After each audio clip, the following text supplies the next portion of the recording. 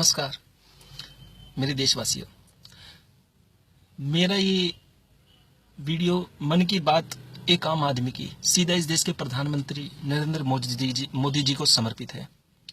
उनके द्वारा अभी रविवार को एक कार्यक्रम आने जा रहा है जिसमें एक भारत श्रेष्ठ भारत के विषय में उन्होंने सुझाव मांगे इस देश की जनता के। लेकिन मुझे मोदी जी से बात करते हुए सीधा इस वीडियो के माध्यम से ये कहते हुए दुख हो रहा है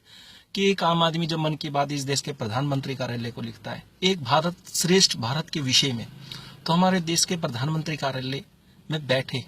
मोदी जी से पहले ही कई ऐसे लोग हैं जो स्वयं अपने आप को मोदी समझते हुए इस प्रकार के जवाब देते हैं जो आश्चर्यचकित कर देते हैं। तो एक आम आदमी को सीधा इससे निराशा हाथ लगती है और स्वयं ये बातें जो मोदी जी के द्वारा कही जाती है एक भारत श्रेष्ठ भारत के विषय में अपने सुझाव भेजें, तो एक आम आदमी की नजर में कोरी कल्पना लगती है जिसमें इस प्रकार की बातें सिर्फ बातें ही साबित होती हैं। मैं इस वीडियो के माध्यम से सीधा इस देश के प्रधानमंत्री जी से अपने मन की बात रखना चाहता हूं, क्योंकि मैं इस देश का एक भारतवासी हूं और मैं पेशे से कार ड्राइवर हूं, मैं गाड़ी चलाता हूं। लेकिन मुझे दुख होता है एक आम आदमी की बातों को भी जब इस देश की व्यवस्था नजरअंदाज करती है, उसकी मन की बात जो कि एक भारत श्रेष्ठ भारत के प्रति सार्थक साबित हो सकती है उसको नजरअंदाज किया जाता है, तो दुख होता है ये कहते हुए। अभी आपके एक भारत श्रेष्ठ भारत में मैं अपने कुछ सुझाव रखना चाहता हूं। ऐसा नहीं है इस देश में अनेक लोग भूमिका नहीं निभा रहे एक भारत श्रेष्ठ भारत के विषय में। अभी बात करें तो जैसे सबसे बड़ा नाम अगर सर्वप्रथम नाम लिया जाए तो एक भारत श्रेष्ठ भारत के लिए जो सबसे बड़ी भूमिका निभाई वो राजीव दीक्षित नाम के शख्स की रही, जिन्होंने अपने पूरा जीवन इसलिए समर्पित कर दिया कि एक आम आदमी अपना जीवन सुख के साथ बिता सके, निरोगी काया के साथ बिता सके और इस देश की व्यवस्था को आसानी से समझते हुए भाईचारे के रूप में एक दूसरे के साथ जुड़ चुके। आज वो हमारे बीच में नहीं है और ये भी कहते हुए दुख होता है कि जो व्यक्ति अपना पूरा जीवन सिर्फ एक आम आदमी के लिए समर्पित कर गया, आज उसको अगर इस देश के लोग भी नहीं जानते हैं तो ये बड़ा दुर्भाग्य है हमारे देश की लोगों का, हमारे देश में बैठे इस देश की व्यवस्था संभालने वालों का। कैसे लोगों को सामने नहीं लाया जाता है। अभी हाल फिलहाल जो भूमिका निभा रहे हैं उसमें अगर मैं बात करूं वोटरशिप कानून पे, जो कि सीधा इस देश की जनता को इस देश की पूंजी में हक देने का काम कर रहे हैं भरत गांधी जी, जो वोटरशिप कानून नामक लड़ाई लड़ रहे हैं। भरत गांधी जी भी एक इस तरह की भूमिका निभा रहे हैं जो एक भारत श्रेष्ठ भारत की कल्पना आपकी सफल कर सकती है।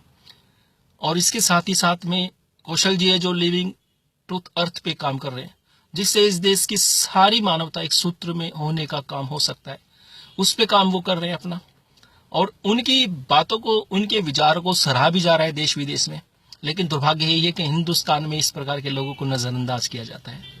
और साथ ही साथ जिस प्रकार से अभी भूमिका निभा रहे हैं हमारे देश के भ्रष्ट मीडिया के खिलाफ जो बिगुल बचा रहे थे जिन्होंने, शुभम मंगलम जी, वो साइबर सिपाही एक मुहिम चलाकर इस देश की भ्रष्ट व्यवस्था को इस प्रकार से कटघरे में खड़ा कर रहे हैं, जिससे सीधे बात साबित होता है एक भारत श्रेष्ठ भारत की कल्पना सफल नहीं होने दे रही हमारे देश की व्यावसायिक मीडिया। साथ के साथ में मुझे ये भी कहना पड़ता है हमारे देश के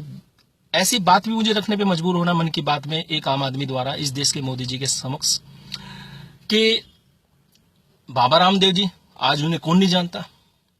अरविंद केजरीवाल आज उन्हें कौन नहीं जानता,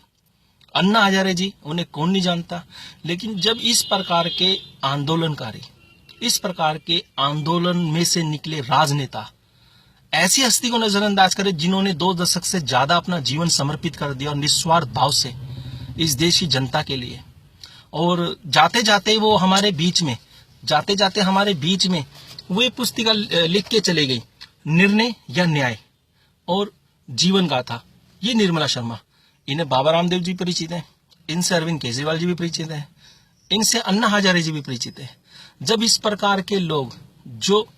परिचित हैं और आज नाम है, सब कुछ है, धन है, दौलत है, शोहरत है, लेकिन जब इस प्रकार की हस्ती को इस देश के समक्ष लाने का काम नहीं करते हैं